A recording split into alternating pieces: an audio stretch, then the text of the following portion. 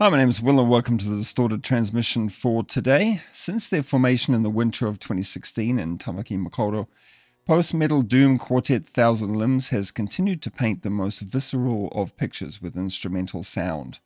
Tonight I talk to this very band, Thousand Limbs. How are you? Good, Will. Good to see you, man. Thanks for talking to us. Well, I'm talking to you, I suppose. There is no Yeah. us, really. Since you are here, perhaps you can introduce yourself and the other members of the band who didn't make it. Certainly. My name is Patrick, and I'm the guitarist in Thousand Limbs.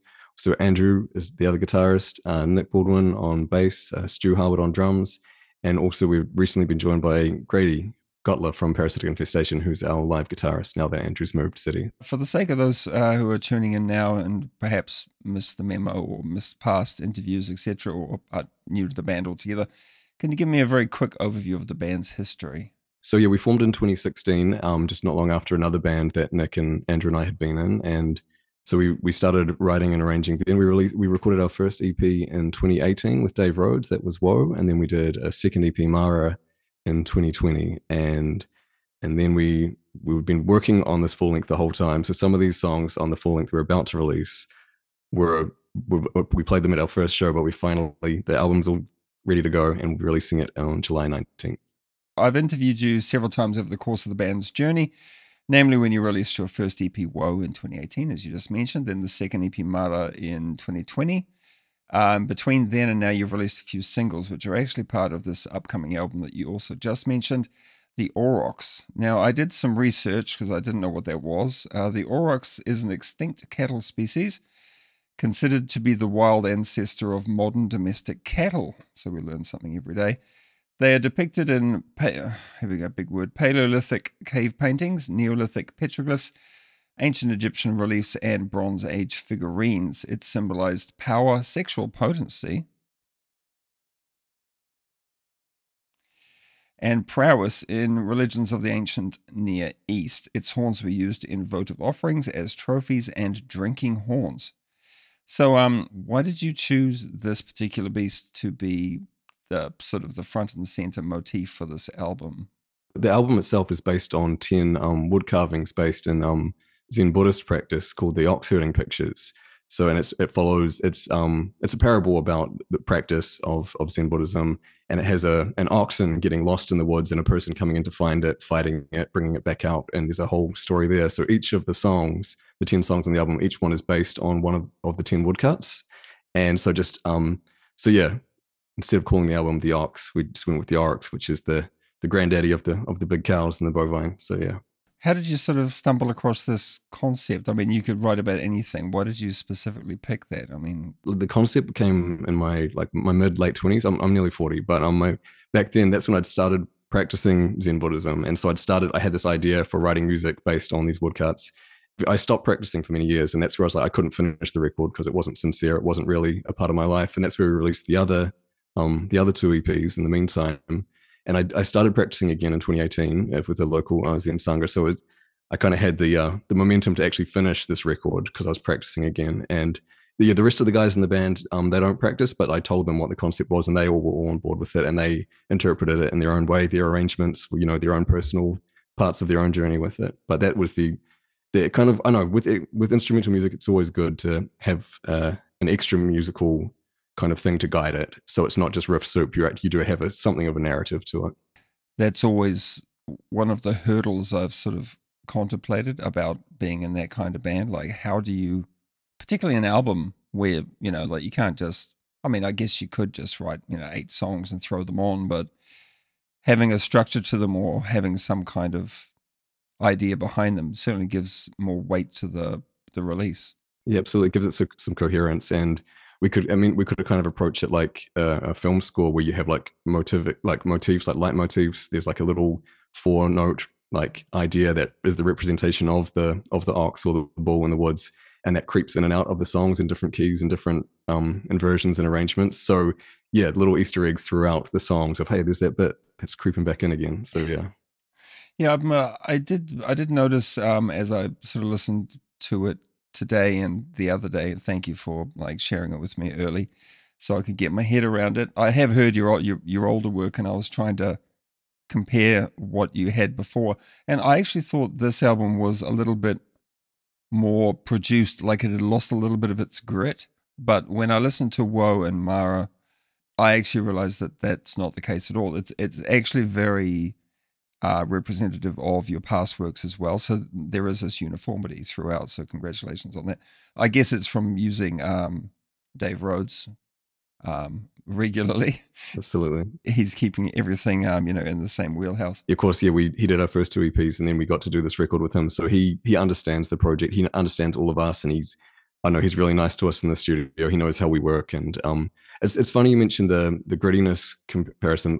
Woe and Mara were predominantly recorded live with just four of us in the room, and then I think Woe entirely for the most part outside of like the piano, and then and the synths, and then with Mara it was mostly live, and then just a couple of overdubs. Whereas this one we did do it studio style. So we went to his place in Whirianga. He's got and we spent a few days just doing the bass and drums and lead guitar, and then we came back a month later to spend a few days doing all the rhythm guitars. So we did record this one differently, it's still with Dave, so it still had his ear and his technique, but that's possibly where it's less gritty. I didn't really get a chance to sort of sit down and really absorb it fully, because you'd have to really dedicate about. How long is the whole thing front to back? Do you know? It's 56 minutes, and yeah, because the it was very much anchored to this concept of 10 carvings, so it had to be 10 songs.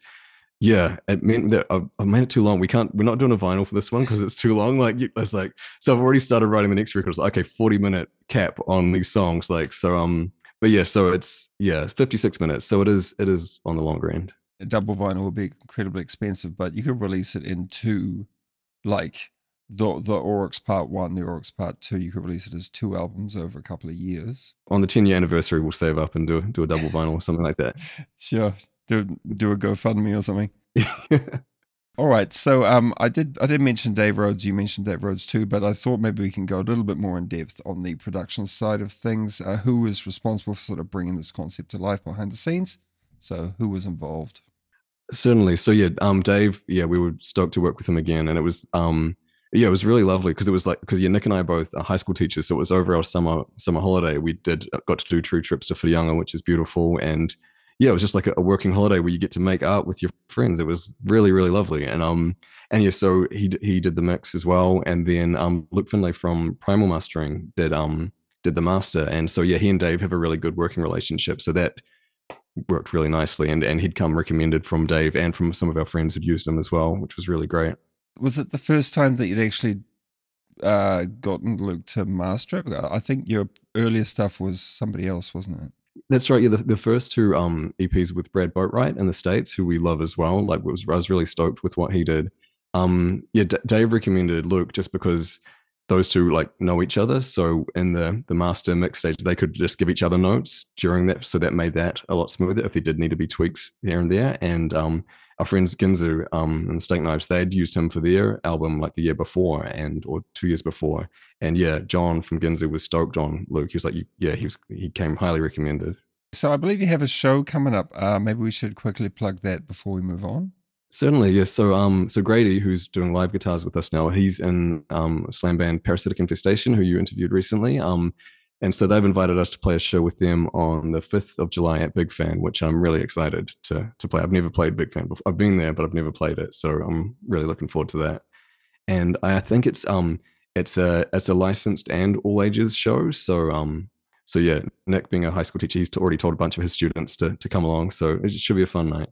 It'll be an interesting, what's the word? Juxtaposition, I guess is the best word, although I tend to use that one a lot, so I didn't really want to use it. But anyway, it's a juxtaposition between your sound and their sound. It's quite different. Well, definitely. Yeah. But I mean, I love that band, and like, yeah, Grady's just the nicest dude. So yeah, it'd be Grady doing double duty, doing his 2 projects. So it'd be cool. The Grady Show. The Grady Show featuring Thousand Limbs.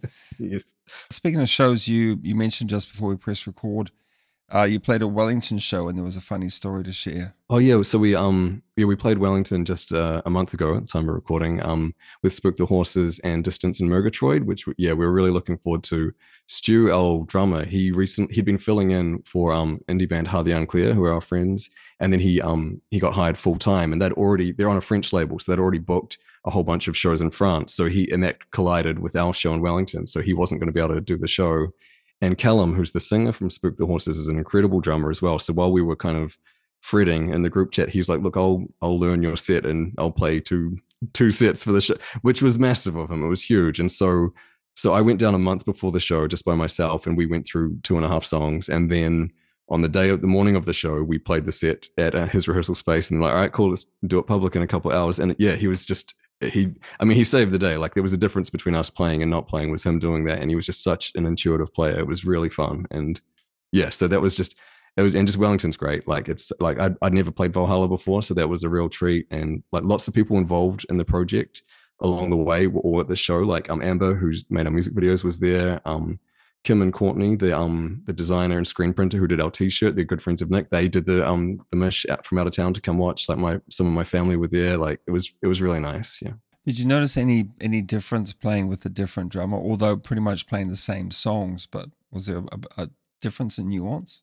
Oh, absolutely. Because Stu plays to a click because he triggers some of like the synth pads as well, and whereas Callum didn't. We just did it kind of raw, and we'd just look at each other and nod for the bits. Like, they're just, and also the songs are so long. You only need to learn 5 of them, and that's a half hour, like 35-minute set there. So but the arrangements are like, they must be really annoying for drummers. I'm sorry, drummers, but yes, but he smashed it. Like, and yeah, it was just really, yeah, everyone was confident. It was cool. So what's on the cards for the rest of the year?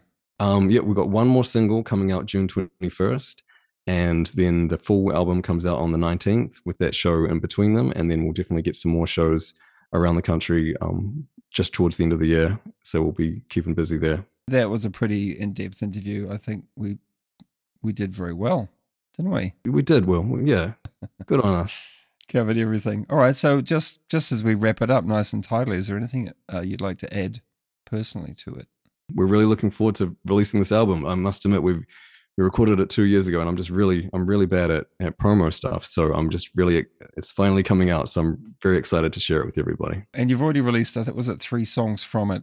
Yes. So we had 4 singles over the 2 years that we've finished recording, and then we have one more, and then the whole thing. So if anybody wants to kind of get a sort of an under the hood peek at what the album's going to be, you should be able to go to Bandcamp, type in 1,000 Limbs, and there'll be 4 singles there for you to listen to.